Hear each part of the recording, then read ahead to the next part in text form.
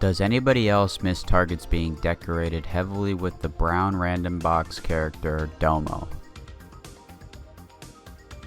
And why was it short-lived for the success that it brought Target? The Domo collaboration was something that as a kid I wish I was an adult for, because there were so many cool products during the Halloween season of 2008. I wasn't the only one, as many felt that the collaboration was at poor timing since many of us were kids. Domo's design complements that of many other Japanese characters that went westward, and is no wonder why many were or became fans after the Target collaboration. But it isn't all so innocent for our brown cube friend, as the majority of his popularity in the United States stems from an obscure meme photo using Domo's likeness. An image board site by the name of fark.com posted this photo of two Domos chasing a cat with the caption reading, "Every time you masturbate, God kills a kitten. Please think of the kittens." Domo fans have been recently sharing photos to Reddit, revitalizing people's nostalgia with the Target collaboration. Some were interested in Target bringing back the collaboration, and others were confused to if it was an up-and-coming seasonal outing. One Redditor commented on the effort that Target used to put in their overhead signing, which I totally agree with. Target used to have cool things across the board, like their Pokemon figurines when you pre-ordered their games, their dog mascot being featured around the store in every aisle. Target now focuses their attention online and lost the charm of their seasonal sections and overhead signs that they were once known for a decade back. It took 10 years after the inception of Domo to go mainstream in the United States with the Target collaboration. So let's take a few moments to enjoy and soak in some images of the collaboration that took place years ago in our Targets.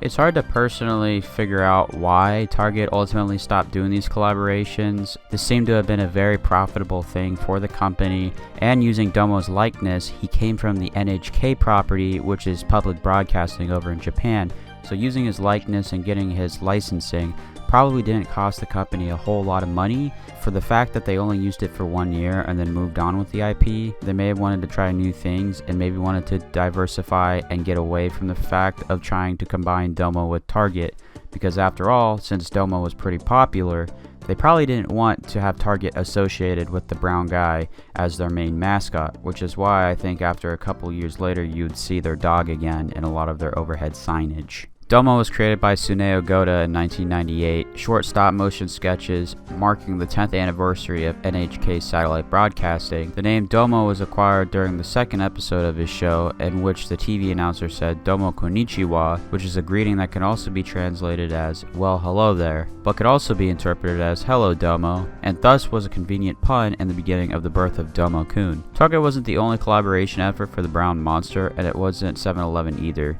Big Tent Entertainment aimed to bring Domo to the West all the way back in 2003, but Goto was reluctant to partner with companies using the likeness of Domo, fearing that Domo's likeness outside Japan would be abysmal. It wasn't until the collaboration with Target that Suneo Goda felt the excitement to deliver on Domo. Originally, he was terrified of any collaboration, as he stated it was really difficult to balance the popularity while keeping the core fans. When we saw the Target store in Portland and we saw Domo surrounded by all the American stuff, I was so happy. Eventually, Goto was open to Big Tent using Domo's likeness, which opened up collaborations with franchises like Domo times Ghostbusters. And could you also guess, the 7-Eleven collaboration? Domoween happened, but how did it happen? to the sources of information that I looked into, it seemed that Target was just handed the idea by a design studio. Edwards and Company is a collective of innovative and passionate thinkers skilled in branding, design, retail, and advertising. Led by Bruce Edwards, they look for extraordinary ideas and new ways to outdo the competition. Based on what Bruce Edwards puts, Target wanted to set themselves apart from their competitors, while also capturing shoppers' interest and wallet share, of course. Enter the Japanese animated monster Domo. Already lovable, we dressed him up in a Halloween costume, and his apparel went off the charts. He became a mascot of the season, showing up throughout the store,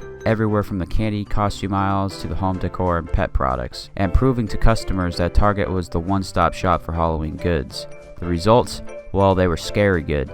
The brown monster became the internet sensation, and stores couldn't keep exclusive Domo products on the shelves, with most selling out within a week, which all helped Target enjoy one of the best Halloween seasons in a decade. 15 months prior to the Halloween campaign launching, I came across Domo at a licensing show. I knew immediately that this was a perfect blend of scary and cute. It was just the ticket for Target. My vision was to dress him in various costumes, knowing his iconic open mouth would always give away his identity. The next day I sketched the idea on paper, so I could get Target as excited about the idea as I was. 2 days later, we hacked into the Photoshop lineup of how Domo would come to life. Fingers crossed that the Domo creator Suneo Goda would love it. He did, and Domo at Target was hatched. The majority of the Domo concept was created by two guys, David Bennett and Eric West, so we have them to thank for the fact that we got the Domo collaboration to begin with Target. 1 whole year later, Goda was on board with Big Ten Entertainment, fully realizing the Domo collaboration with 7-Eleven. Because Domo has had such a huge, devoted, cult-like following among kids, teens, and young adults, we believe he's a perfect match for 7-Eleven and its iconic Slurpee brand. 7-Eleven has created some very cool collectible items that have Domo fans and Slurpee drinkers alike coming back for more. This was the last time that we would see Domo in any big sort of promotion. After the 7-Eleven collaboration, Domo's presence in stores vanished, only being seen in product placement ever so often.